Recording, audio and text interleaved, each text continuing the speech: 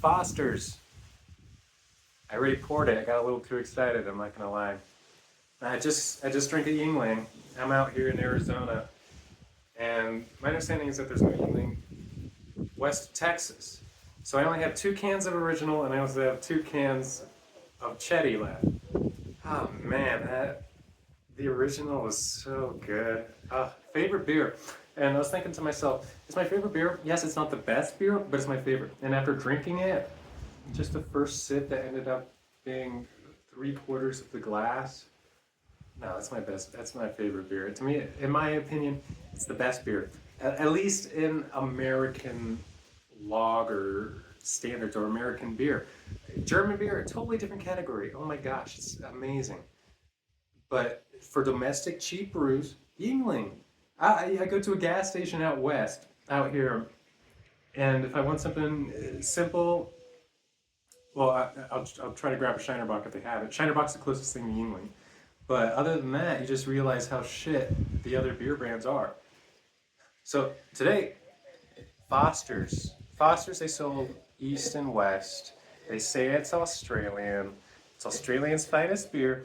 And over 125 years ago, during the summer of 1888, the Foster brothers gave the thirsty people of Melbourne their first taste of true refreshment. I looked it up a little while ago. Um, yes, it's a Guinness glass. That's all I had.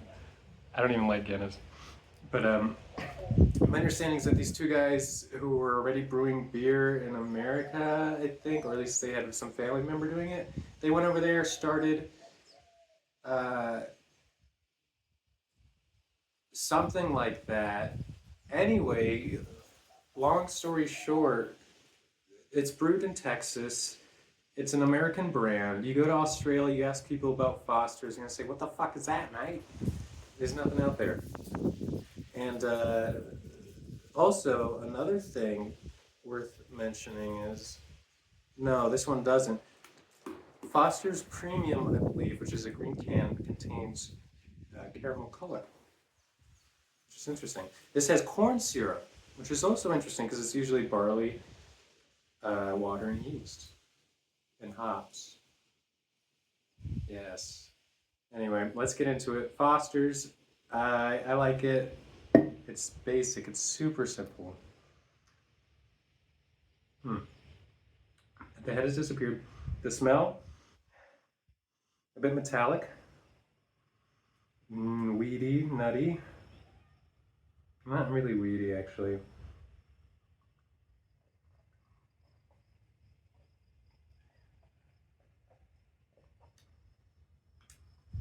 Goes down super easy.